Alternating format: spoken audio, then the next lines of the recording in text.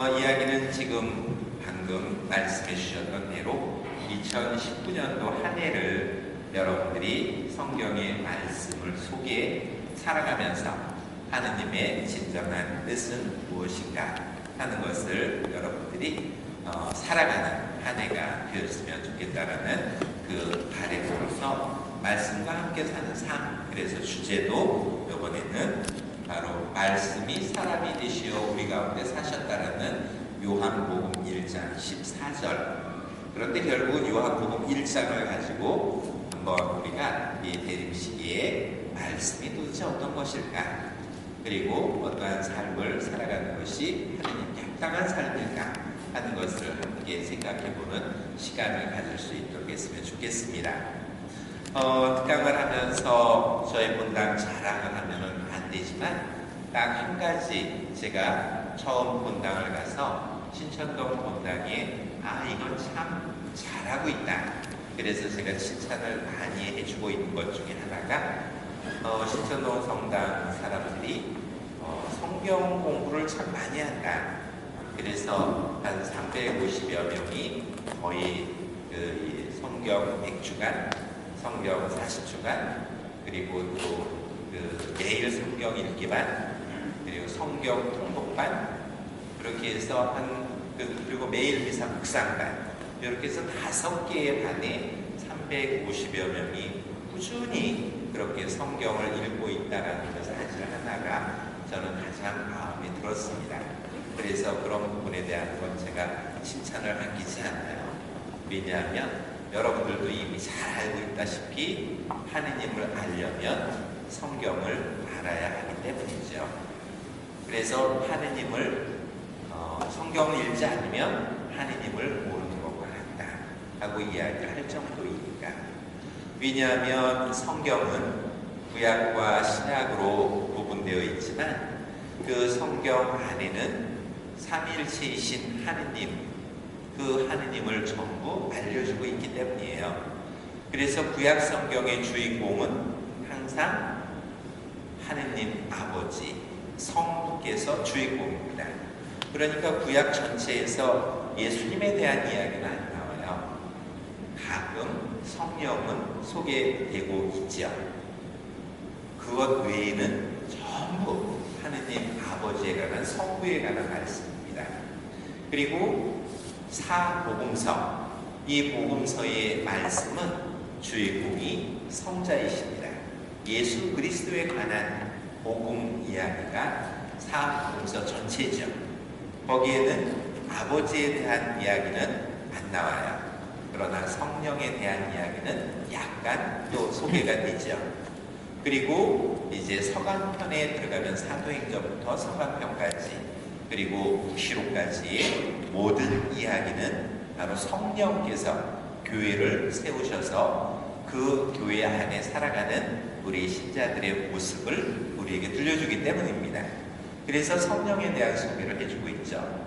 그러니까 여러분들이 성경을 처음부터 끝까지 다 읽게 되면 삼일체이신 하느님을 올바로 알게 되기 때문이에요. 때로는 영원한 생명이란 무엇입니까? 영원한 생명이 뭐죠? 이거 선물을 갖고 왔을 걸, 선물을 안 갖고 오는 바람이구나. 그러면 세 번째는 여러분들에게 퀴즈로 내고 맞히면 선물을 드리는데, 좋아요. 손을 번쩍 들고 맞히시는 분에게 그러면 제가 다음 주에 올 때는 선물을 갖고 와서 꼭 드릴게요. 영원한 생명이란 자매님 알 것 같은데. 네, 큰 소리로. 네.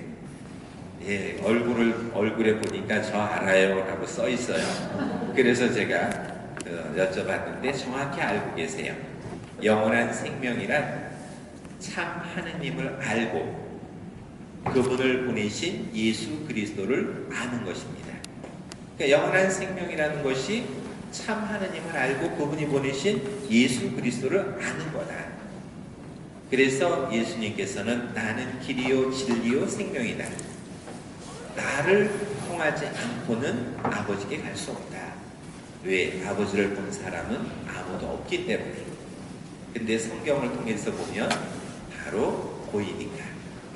그래서 성경이라고 하는 것은 여러분들이 참 하느님을 알기 위해서 아주 필수적인 요소입니다.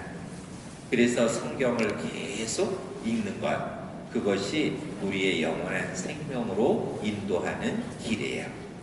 그래서 성경을 읽어야 되는데 성경을 읽지 않으면 그 하느님을 알지 못하기 때문에, 그래서 성경이란 그렇게 중요한 것이에요.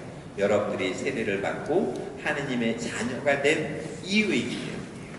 그러니까 성경이라는 것은 결코 떼어놓으면 안 되는 아주 중요한 우리 신앙생활에 있어서의 목표를 결정지어 줍니다. 그래서 주임 신부님께서 2019년도에는 우리 본당 신자들이 성경을 잘 읽어서 그렇게 영원한 생명을 얻을 수 있도록 안내를 해주시니까 여러분들 주임 신부님께 감사하는 마음도 아울러 가질 수 있으면 참 좋을 것 같습니다. 그러면 오늘 시작하면서 여러분들과 함께 시작 기도로 이제 요한복음 1장 우리가 함께 큰 소리로 읽으면서 오늘 시작하도록 하겠습니다. 성부와 성자와 성령의 이름으로 아멘. 한 처음에 말씀이 계셨다. 말씀은 하느님과 함께 계셨는데 말씀은 하느님이셨다.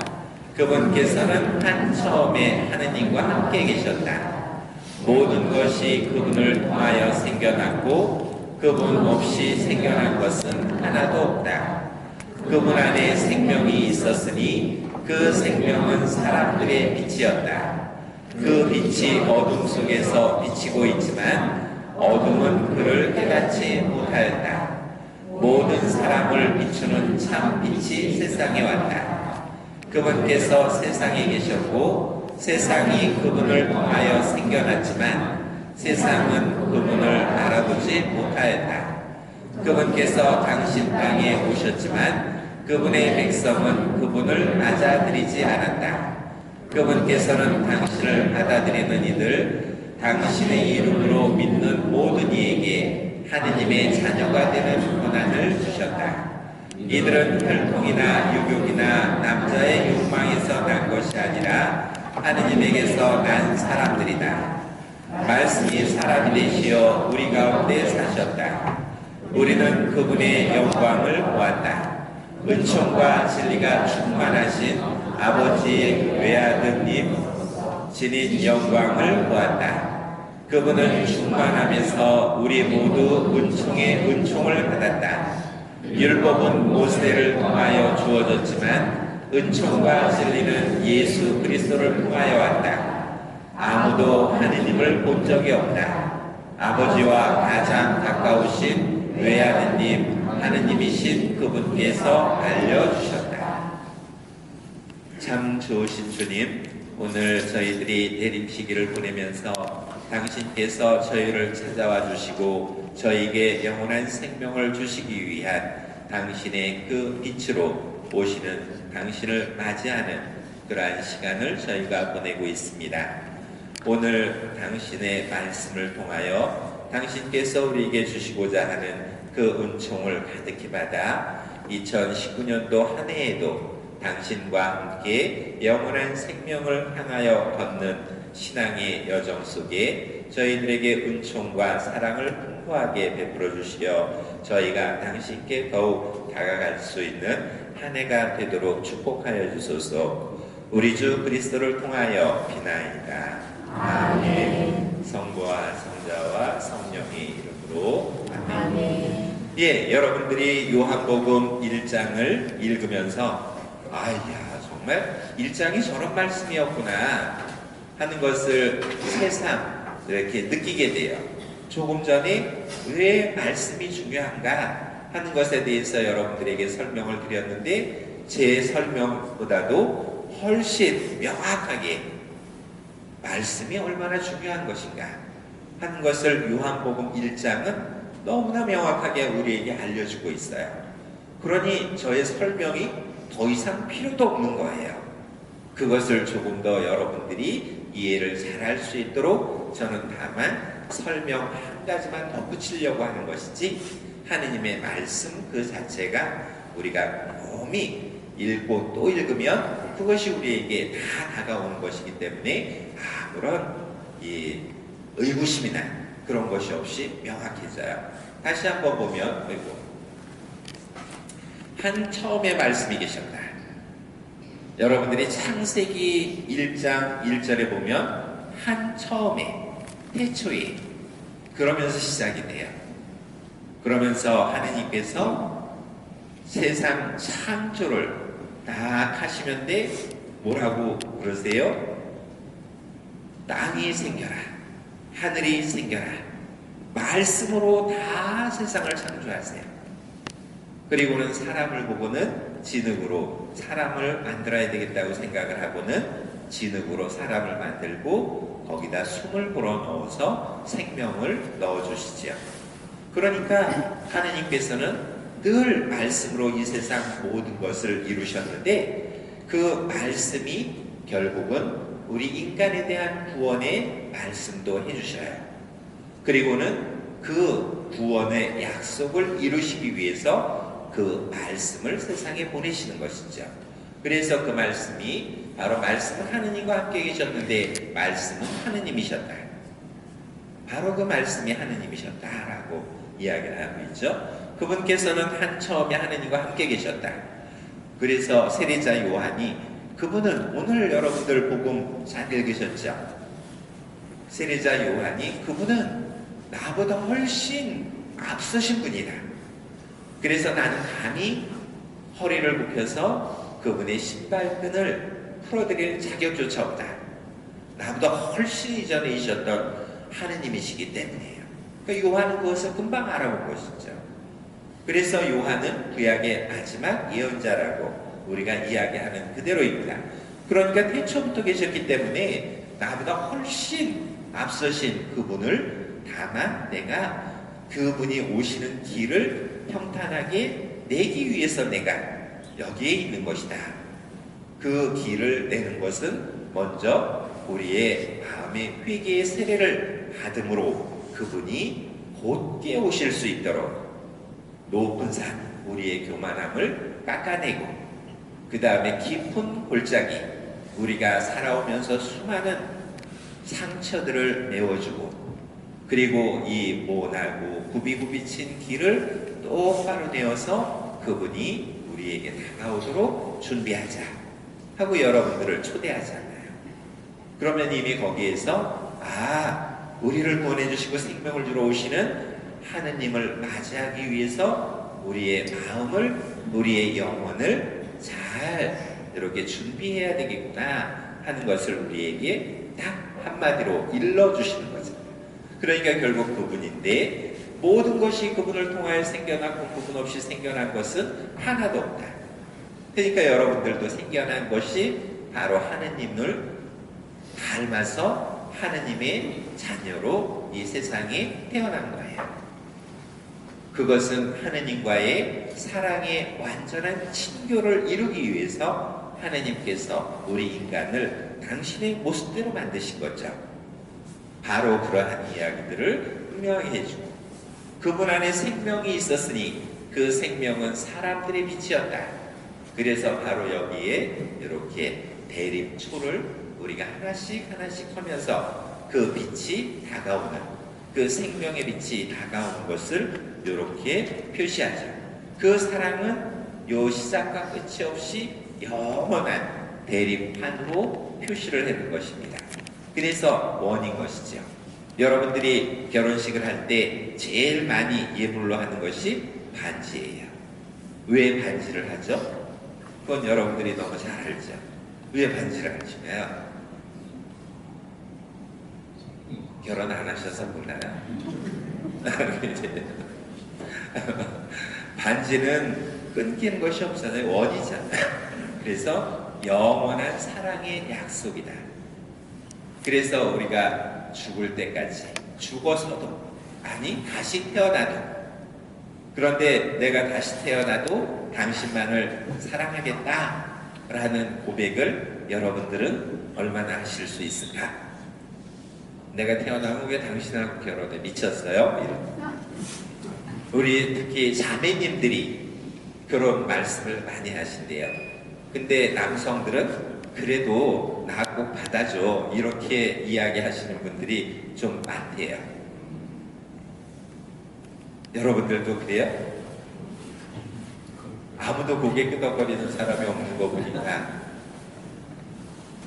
바로 하느님께서는 그렇게 우리의 사랑을 영원토록 하십니다. 그래서 완전한 사랑을 이루기 위해서 대리만을 이렇게 만든 것입니다.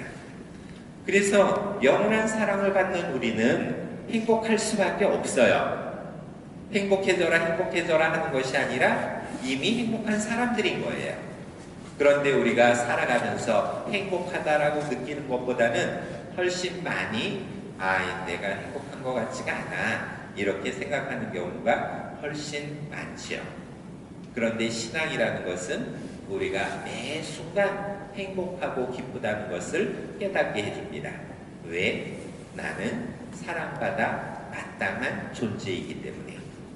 그런데 자꾸 사랑을 다른 곳에서 찾으려고 하니까 사랑은 열심히 내어주고 있는데, 그래서 현세의 교회라고 하면 어떤 상태냐면 바로 이것이 은총의 상태에 있는 것이 현세의 교회예요. 현세의 교회라고 한다면 교회는 곧 하느님의 백성이죠. 하느님의 백성의 모임이 바로 이 교회라고 하는 것입니다.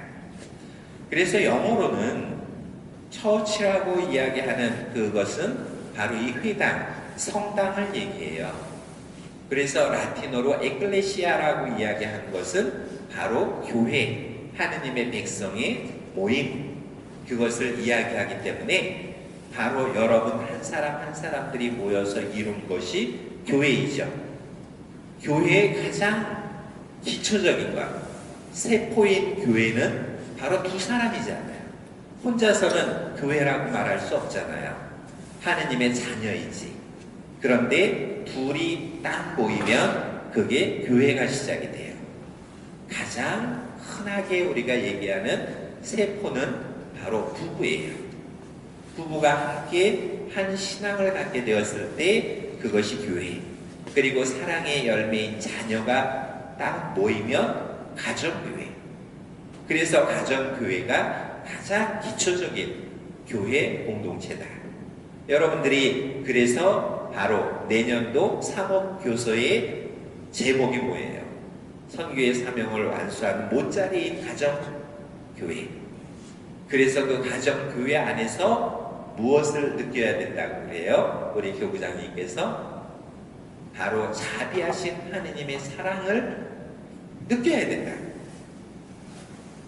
그 자비의 하느님의 사랑을 가정 공동체 안에서 그걸 느끼는 사람은 바로 세상에 복음을 선포할 수 있다라고 얘기합니다. 그러니까 여러분들이 그것을 그러면 우리 가정은 내년도에 성경을 적어도 같이 이렇게 읽고 쓰고 하는 그 시간을 조금이라도 하루에 10분이라도 가질 수 있는 가정교회라면, 가정공동체라면 내가 행복한 사람이다. 우리가 행복한 사람이라는 것을 깨닫게 되는 것이죠. 그래서 현세의 모습의 교회는 바로 은총의 상태에 있다 하고 이야기를 하는 것이에요.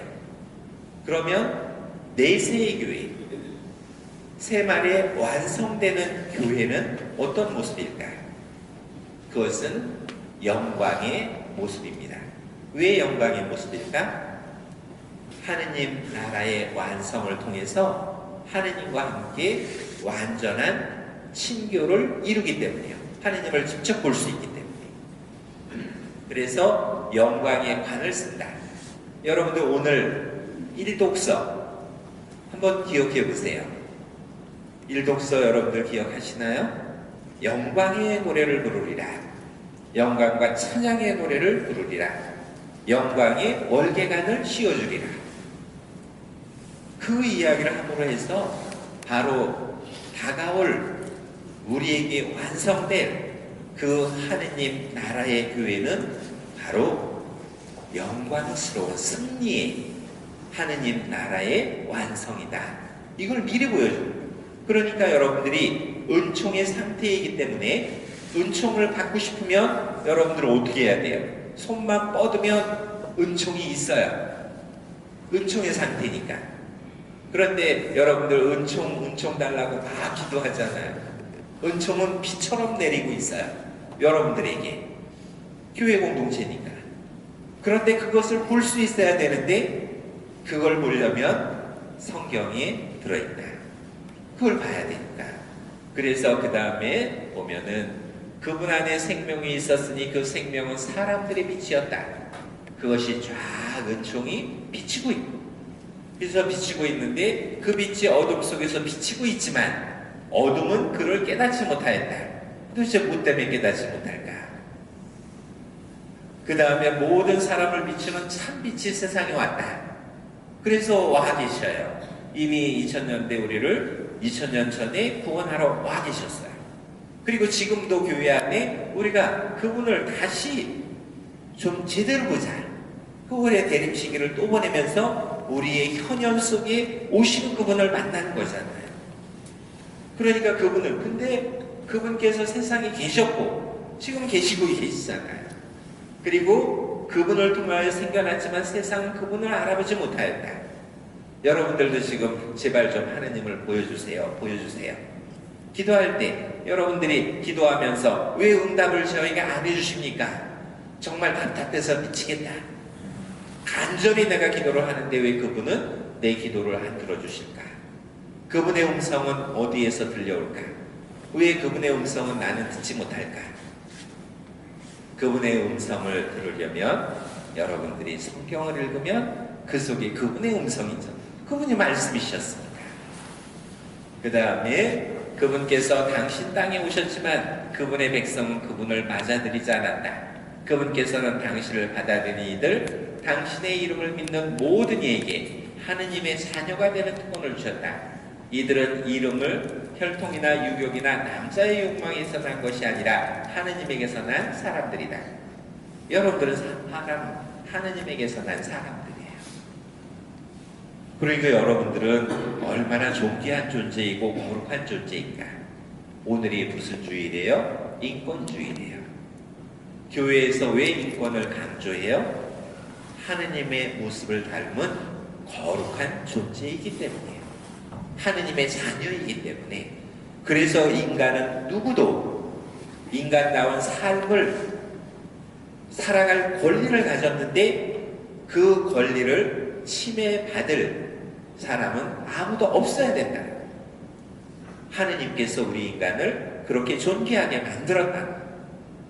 그것을 다시 한번 생각해보자. 그래서 교회는 오늘을 인권주의로 정하고, 그리고 그 인간의 존엄성을 우리가 지켜줘야 된다. 그러면 인간의 존엄성을 지켜주려면 어떻게 해야 될까요? 한번 옆에 사람들하고 눈 인사를 좀 해보시겠어요? 눈을 마주치면서 안녕하세요. 그래요. 많이 힘드셔도 여기 또 혼자 계시니까 앞뒤로도 좀 보시면서. 네. 그런데 여러분들은 좀 전에도 심각한 얼굴을 하고 있었는데 옆에 있는 사람을 한번 쳐다보니까 지금 얼굴에 만면에 미소를 띄우고 있어요. 왜 그럴까? 한번 관심을 갖고 한번 사랑의 눈길을 주는 것이 얼마나 큰 기쁨을 주고 우리에게 얼마나 큰 힘을 주는가. 그것이 애정과 그리고 그것이 배려의 눈빛이면 더욱더 좋겠죠. 그래서 부부가 서로 하루에 딱 20초씩만 서로 쳐다보면 미워할 일이 없어요. 근데 여러분들 한번 생각해 보세요. 부부가 얼만큼 눈을 마주치고 살았을까 하루에.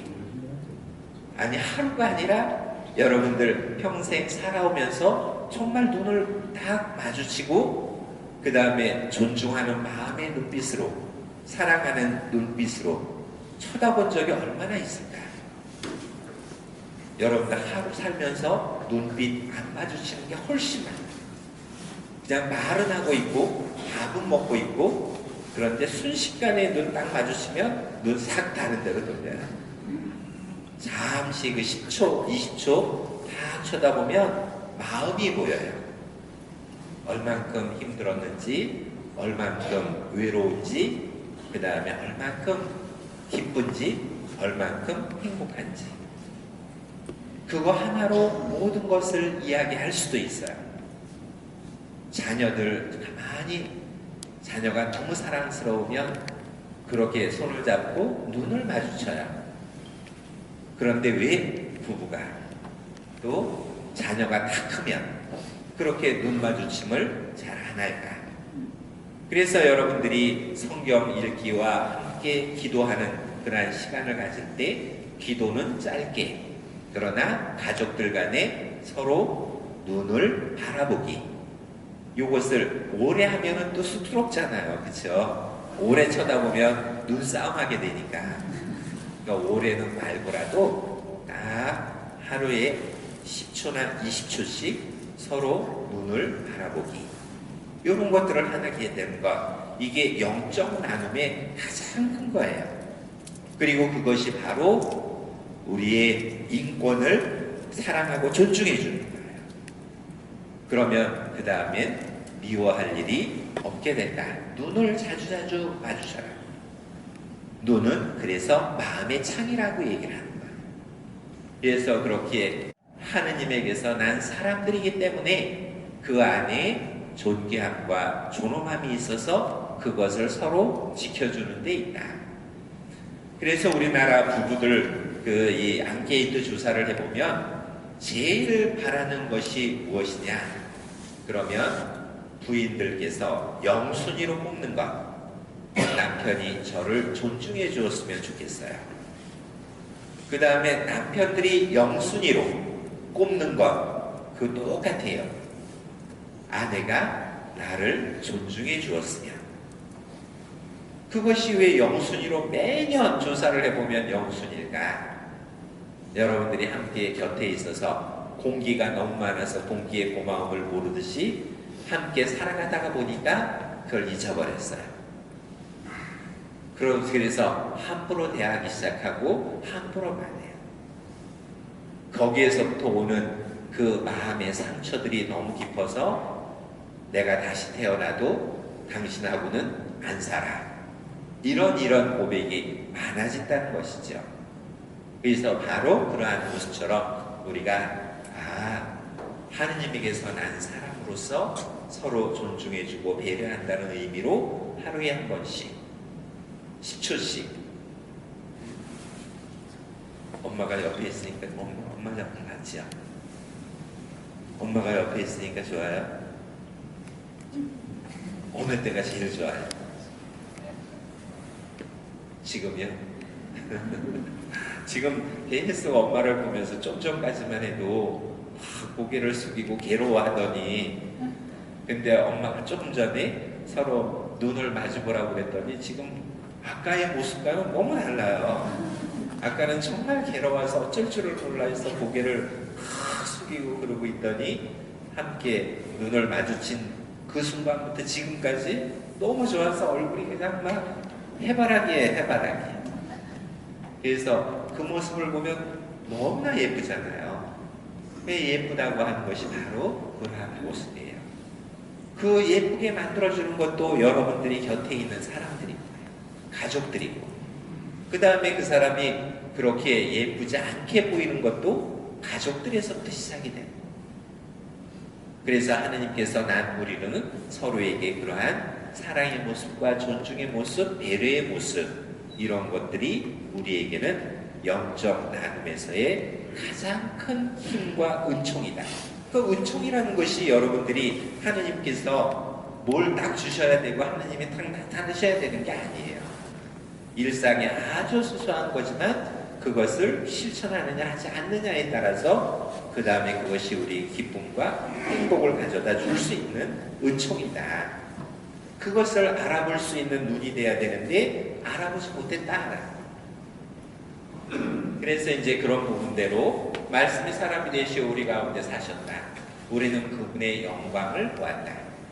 결국 그분은 세상에 오셔서 당신의 십자가의 죽음과 그리고 부활을 통해서 그분이 오시고 그 다음에 십자가의 고통, 죽음, 부활을 통해서 우리에게 영원한 생명을 주신 거죠. 그것을 우리는 강생 구속의 신비라고 합니다. 강생이라는 것은 바로 하느님께서 당신의 외아드님을 이 세상으로 보내셨다. 사람으로서 하느님의 모든 권한을 다 내려놓으시고 가장 나약한 우리 인간, 그래야 우리 인간을 완전히 이해하는 것이죠. 그래서 우리 인간으로 내려오셨다라는 것이 강생이에요. 구속이라는 것은 구원을 했는데 무엇으로? 대속제물로. 그래서 속이라는 것은 대신, 우리를 대신해서 당신의 피로써 우리와 계약을 맺으신 거예요. 그래서 여기에서는 하느님과의 율법을 통해서, 모세는 그랬잖아요. 율법은 모세를 통해서 주어졌지만 은총과 진리는 예수 그리스도를 통해서 왔다. 결국 은총과 진리는 당신께서 십자가에서 피를 흘려서 우리와 계약을 새로 맺은 거예요. 그 계약은 우리의 죄를 완전히 그 성혈로 씻어내서 우리가 깨끗하게 된 거예요. 아무 죄도 없어요. 원죄도. 그래서 그러한 것들을 다 없애주시고 우리를 구원해 주신 것을 대속제물로 우리가 구원되었다. 그걸 구속이다 라고 얘기하는 겁니다. 그래서 강생 구속, 그것을 우리는 이 대림 시기 동안에 그걸 다시 한번 깊게 깨우친다면, 그 십자가의 죽음과 이 부활을 통해서 우리가 새 생명을 얻었으니까 감사할 수밖에 없는 거예요. 우리가 죄의 경향은 가지고 있으나 그 원죄는 깨끗하게 없어졌다. 바로 그 부분에 대한 것을 우리가 아는 것입니다. 그래서 아무도 하느님을 본 적은 없지만 아버지와 가장 가까우신 외아드님 하나님이신 그분께서 알려주셨다. 그래서 여러분들은 이제 그 아기 예수님이 오는 것을 한번 보자. 그런데 이것을 조금 더 재미있게 설명해 주신 분이 계세요. 여러분들이 세상을 살아가면서 여러 가지 모습을 이렇게 보게 되는데, 이 그림 속에 여러분들은 무엇이 보여요? 이 그림이 무엇으로 보일까요? 그래요. 의논하시나? 의논했으면 요 모습이 뭘로 보여요?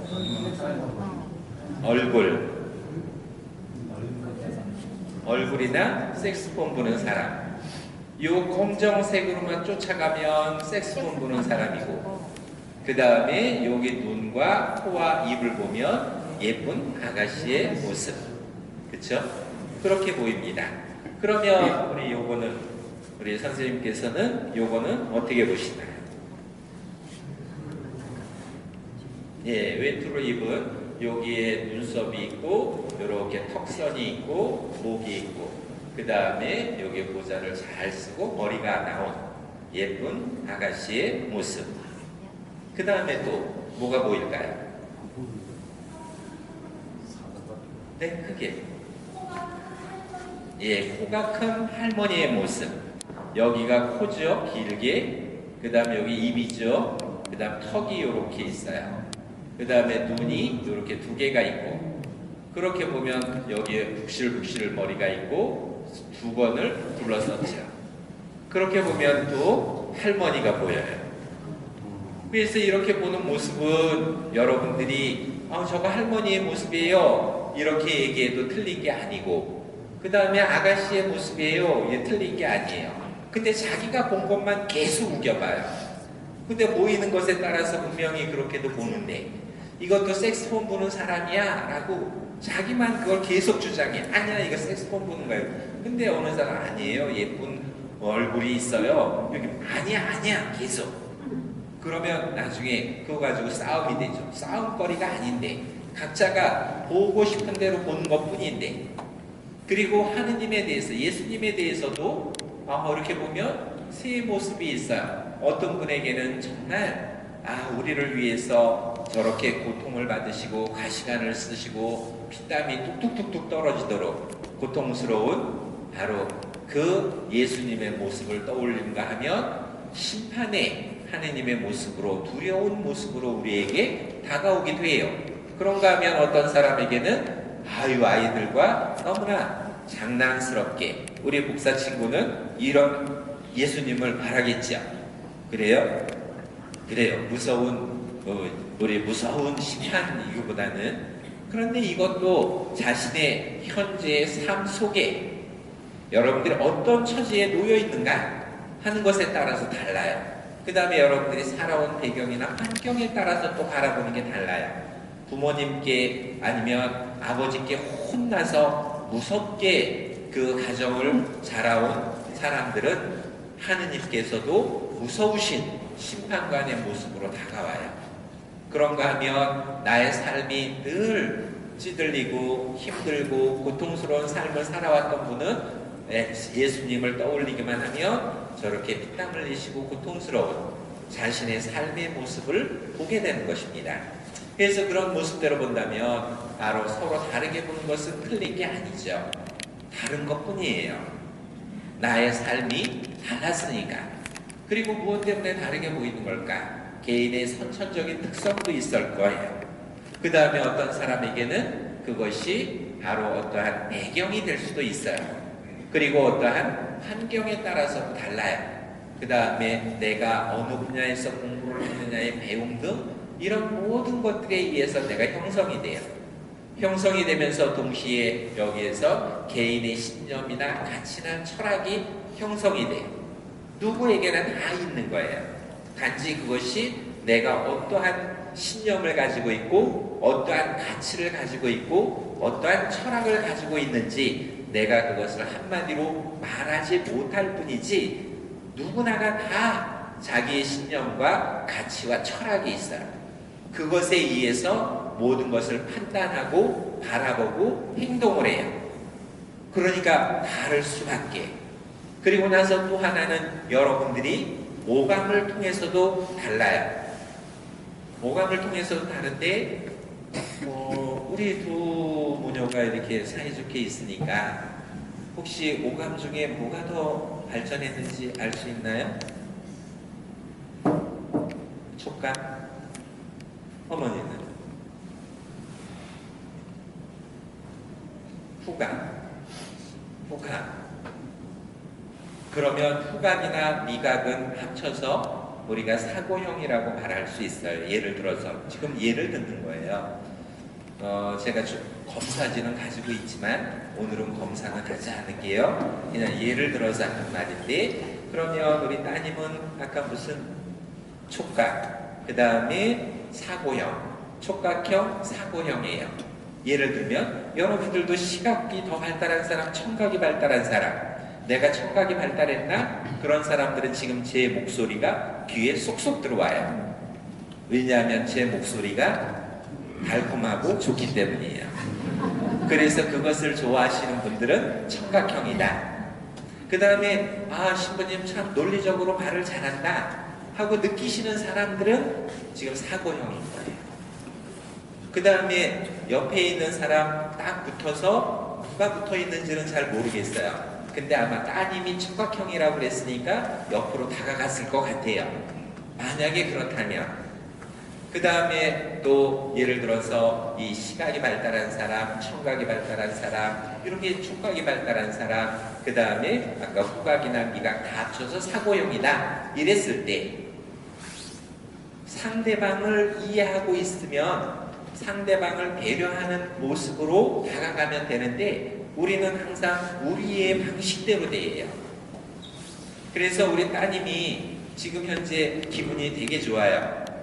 기분이 되게 좋아서 싱글벙글하면 야, 너 싱글벙글해서 좋겠다. 나도 그 기분을 한번 느껴봤으면 좋겠는데 너는 무엇 때문에 그러니? 그래서 오늘 어떤 일이 있어서 참 좋았어요. 그러면 사고형은 항상 생각하는 것이 너 그런 일이 있어서 그것 때문에 기쁘구나. 네가 기쁘다고 하니까 나도 기뻐. 이렇게 얘기를 했어요. 그러면 동질감을 느낀다고 표현한 거예요, 엄마는. 근데 딸은 별로 그렇게 엄마가 나를 이해하는 것 같지 않은데 이렇게 되는 거예요. 내 방식대로 하니까. 근데 딸의 방식대로 하게 되면 어떻게 해야 될까요? 그렇죠. 정답을 정확히 해요. 너 그랬구나, 너 기쁘구나, 엄마도 기뻐, 이러면서 안아주는 거예요. 그러면 따님은 금방 동질감을 느껴요.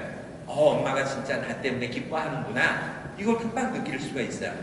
그 칭찬도 상대방의 방식에 따라서 칭찬을 해야 되는 거죠. 그런데 내 방식대로 설명을 하면 안 되죠. 그런데 또 우리 따님은 기분이 막 좋아가지고 엄마 나 기분 되게 좋아, 막 싱글벙글 웃으면서 안아주기만 바라는데 엄마는 무엇이 기쁜지 먼저 가서 막 안기려고만 하고 엄마는 얘가 왜 이래, 얘가 왜 이래 자꾸 밀어내기만 하는 거죠. 그랬을 때에는 저걸 엄마한테는 차근차근히 논리적으로 설명을 하고 이래서 제가 기뻐요 이러면 엄마는 그때서야 야, 너 진짜 기쁘구나 그러면서 안아주게 됐을 때 두 분은 완전히 마음과 마음이 교감하는 거예요. 그렇게 달라요. 그래서 막 예를 들어서 이제 엄마가 시각형이에요. 기뻐서 들어왔어요. 막 콕 뛰면서. 그래서 엄마 다 기뻐. 그러면서 막 손에 이렇게 좀 해달라고 하는데 엄마 눈에는 뭐가 들어와요? 그 기뻐하는 모습이 들어오기보다도 신발 똑바로 안 놓은 게 보여요. 막 기뻐가지고 날뛰고 있는데 갑자기 너 신발 똑바로 안 놔? 이러면 엄마가 기쁘다니까. 기쁜 건 나중에 기쁘고 신발부터 똑바로 놔 이러는 거죠. 그러면 기분이 샥 가시는. 그러면서 엄마는 괜히 나한테 뭐 기분 나쁜 일이 있었어요? 이러면서 이제 마지못해 신발을 갖다가 딱 정리하고 들어오면 좀 전에 기뻤던 게 없어졌어요. 엄마는 괜히 그래. 그러면서 이제 들어가면 저것이 어디 잘 갔다 왔다고 그러더니 지금 저기 왜 저렇게 변덕이 심해? 이러면서 금방이 또 그러면 서로가 나중에 그게 말다툼이 돼요. 아무것도 아닌 것인데. 그런데 바로 그런 것처럼 우리가 서로 달라. 그런데 그것을 서로가 인지해주지 않으면 그 다음부터 생기는 건 갈등이에요. 그 다음에 거기에서 분열이 생기고 고통이 생기고 미움, 시기, 질투, 반목, 나중에는 절망까지 가는 거죠. 그래서 그러한 모습대로 여러분들이 딱 봤을 때 그러면 우리 그리스도인도 무엇을 어떻게 봐야 될까? 그것을 보는 것이 바로 성경에서 그리스도의 관점이 하느님의 눈으로 보고 하느님의 입으로 말하는 것이고 하느님의 그 판단으로 행동하는 겁니다. 그게 그리스도인들에게 해야 할 일이에요. 바로 그랬을 때에는 그것이 우리가 한 몸이 되는 거예요. 그래서 교회는 그리스도의 한 신비체요 그 다음에 한 몸이다. 우리는 교회가 하느님의 백성이면서 예수 그리스도를 머리로 하고 우리는 지체들인 거죠. 그러니까 결국은 예수 그리스도의 삶의 모습 그대로의 그리고 그분이 말씀하신 그대로의 서로를 바라보게 되면 그것이 한 몸이 되는 거예요. 그래서 하느님의 교회는 그리스도를 머리로 한 모든 지체로서 그랬을 때 여러분들은 성당에 왔을 때 이제 한 교회가 되기 때문에 여러분들이 기도하고 이럴 때 한 몸을 이루는데 한 지체는 손가락이 뭐에 작업을 하다가 칼에 베이면 온몸이 아파요. 이것 때문에 온몸이 잘 뭘 못해요. 이 손가락, 너는 손가락이 아픈데 왜 내가 거기 신경 써? 그것도 신경 써요. 안 돼, 일이. 근데 여러분들은 성당에 함께 모여서 한 하느님을 찬양하고 함께 기도하는데도 불구하고 누군가가 옆에서 고통스러워하고 있는데도 전혀 나하고는 무관한 사람. 그러면 그것은 하느님의 백성의 모임이 안 되는 것이죠. 그러니까 그것이 똑같잖아요. 가정에서도. 가정에 누군가가 마음이 아파요. 그러면 나도 아파야 되는 거죠. 그래서 우리는 한 몸이 되는 거예요. 그리고 성체를 영함으로써 그리스도를 영하는 우리들은 똑같은 생명을 나누어 받은 일치를 이루는 형제 자매들인 거죠. 그것이 바로 교회의 모습인 거예요.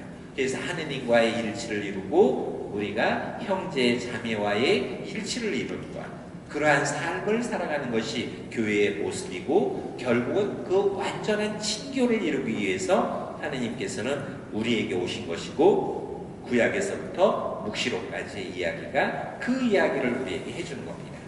그것을 이루었을 때 영광의 월계관을 받게 되는 것이다 하는 것을 이야기해주고 계시죠. 따라서 한처음 태초 절대적인 시각인데, 그래서 시간은 공간보다 위대하다. 이 절대적인 시간이라고 하는 것은 하느님의 시간 속에 우리가 들어와 있어야 된다. 하느님의 시간 속이라고 하는 것. 그래서 이 시간이라고 하는 것은 모두가 다 공평하게 24시간이 주어져요. 누구한테 더 시간이 주어지지 않습니다. 똑같이 시간이 주어져요. 아주 공평하죠. 그런데 공간은 차등이 있어요. 여러분들 아파트에 사시는 분들은 혹시 나는 50평에 사는데 나는 10평에 살아. 누구는 땅이 100평인데 누구는 땅이 하나도 없어. 이게 차등이 있어요. 근데 시간은 공평해요. 누구나가 다 24시간을 받으니까. 하느님께서는 하느님의 속성이 바로 이 시간과도 같다라는 거예요. 그 다음에 두 번째는 시간은 존재해요. 존재하고 있지 누가 소유할 수가 없어요. 아무도. 근데 공간은 소유할 수가 있어요. 내가 돈으로 그걸 사버리면 되니까. 근데 시간은 돈을 들여도 못 사는 거예요. 하느님도 똑같습니다. 누가 내 점유율로 삼을 수도 없는. 그 다음에 시간은 의미가 있는 것이 특징이에요. 여러분들이 예를 들어서 사랑하는 사람하고 100일이 됐어. 그러면 100일 선물 줘야 되잖아요. 그쵸? 제가 그제 때 예비신학생 고3 담임을 하고 있었는데, 어느 날 딱 모임을 했는데 저보고 손 들면서 부제님 오늘 맥주 좀 사주세요. 아니 이것들이 고3인데, 근데 부제님한테 담임 부제한테 맥주를 사달라고. 왜? 그랬더니 학력고사 100일 남았어요. 아 그렇구나. 그래 그럼 가자, 내가 사줄게. 근데 제가 외출이 안 됐거든요. 신학교에서 했으니까. 그러니까 그건 다음에. 왜냐하면 저는 입으로는 분명히 사주고 싶어도 신학교에서 안 내보내주니까 못 사주잖아요. 내 마음으로 사준 걸 먹어라. 그리고 100일 동안 열심히 공부해라. 근데 사랑하는 사람에게는 그랬다가는 헤어지자. 어떻게 해서든지 해줘야지. 그래서 의미 있는 시간들, 그래서 생일을 챙겨주고 축일을 챙겨주고 결혼기념일을 하고 하는 그 시간들이 의미이고 추억인 거예요. 그것이 사랑으로 승화되어서 그 힘으로도 살아가게 되는. 그래서 시간은 의미를 갖는 사람에게 그 시간은 축복의 시간이 될 수 있어요. 하느님께서도 의미 있는 그러한 시간들을 만드는 이에게는 그 시간이 은총의 시간이 되는, 은총이 다 있는데, 모두에게 다 주어졌는데, 그 은총을 받으려고 하는 사람은 은총을 받을 수 있으나 그것을 받지 못하게 되는 사람은 아무 의미 없는 거예요. 그러니까 바로 그것은 여러분들한테 달려있는 거죠. 그래서 바로 이 시간은 공간보다 위대하다라고 프란시스코 교황님은 항상 강조한 겁니다. 그래서 하느님에 대해서 알아보려면 시계를 자주 봐라. 그래서 시간의 개념을 잘 생각해봐라. 그러면 그 시간 속에 하느님이 보이신다. 그러니까 그 시간 속에 하느님과 함께 살아가는 의미 있는 시간도 부족한데 왜 다른 쪽에 신경을 쓰고 사느냐 하는 말씀을 많이 해주시는 겁니다. 노력해라. 그러면 바로 그 시간 속에 하느님께서 여러분들에게 은총을 내려주시니까 그 은총의 의미 있는 시간은 그 기쁨과 행복의 시간이 되어서 여러분들의 그 큰 기쁨과 행복의 시간으로 변할 것이다 하는 것을 이야기해 주시죠. 그래서 따라서 말씀은 그리스도인데 바로 로고스라고 하는 그리스어로, 로고스는 말씀이다. 그래서 하느님의 영원하신 아드님, 하느님을 완벽하게 드러내 주신다. 그리고 또한 하느님의 모습을 지니신 분이다. 보이지 않는 하느님의 모상이다. 하느님 영광의 광채라고 말씀을 소개해 주면서 그리스도를 알아보게 하는 그러한 요소들이 성경에 쫙 기록되어 있다는 이야기죠. 그리고는 바로 말씀은 성자께서는 하느님 성부와는 다르시면서도 하느님 성부와 완전한 일치를 이루신다. 그래서 우리도 완전한 하느님 나라의 상속자로 하느님 아버지의 자녀가 되는 특권을 주었다라고 얘기해요. 그러니까 우리도 하느님과의 완전한 일치를 이루면서 살아가는 사람들이다. 그러니까 이제부터는 우리 인간은 존엄한 것을 뛰어넘어서 거룩하기까지 하다. 여러분들이 거룩해서 빛이 나. 그 빛을 잘 보는 거죠. 그리고 나면 바로 말씀이신 그리스도께서 인간이 되셔 강세구속은 설명했죠. 사람의 세계에 하느님을 드러내시는 최고의 존재가 되신다. 계시의 원천이다. 그래서 여러분들을 바라보면 여러분들 안에 하느님께서 보이실 때 여러분들은 이 세상에서 하느님을 증거하는 하느님의 자녀가 되는 것이다. 그것이 우리가 사람이 세상에 태어난 이유예요. 다른 이유가 없어요. 나를 통해서 하느님을 보여주는 것, 증거의 삶, 그것이 복음 선포의 첫발입니다.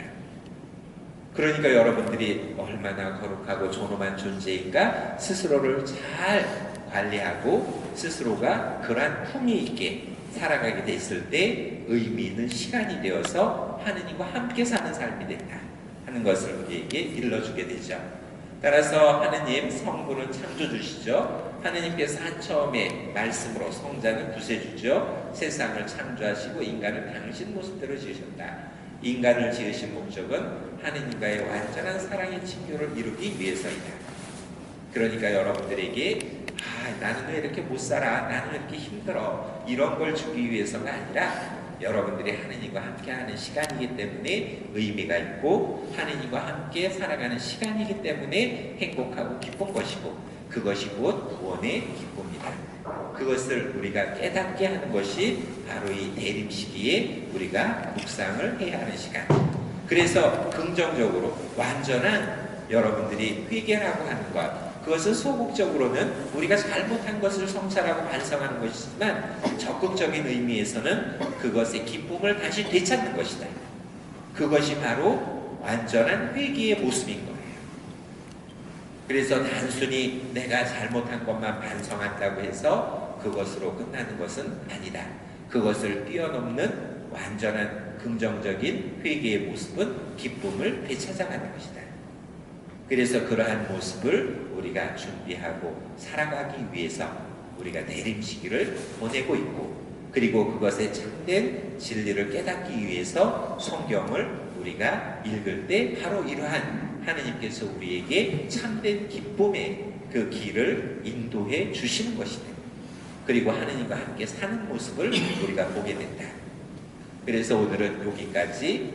이제 결론은 바로 여러분들이 이 내림시기 동안에 참된 회개의 시간을 통해서 그러한 기쁨과 행복을 다시 되찾고 하느님과 함께 가는 시간을 만들어가는 의미 있는 시간으로서 여러분들이 이 내림시기를 보내시기를 간절히 바라면서 오늘 첫 번째 시간을 마치고요.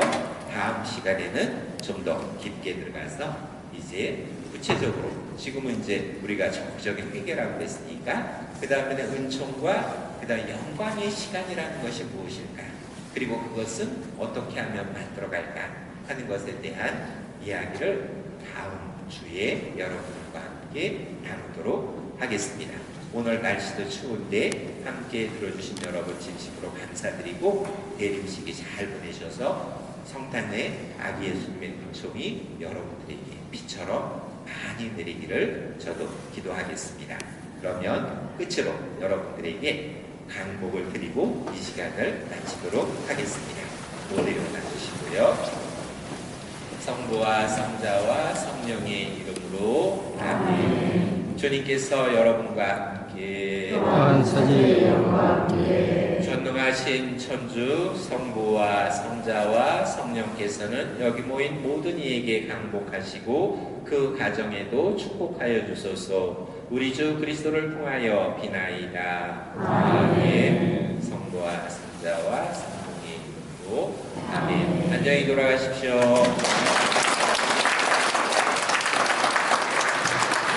오늘 강의 잘 들으셨죠? 예.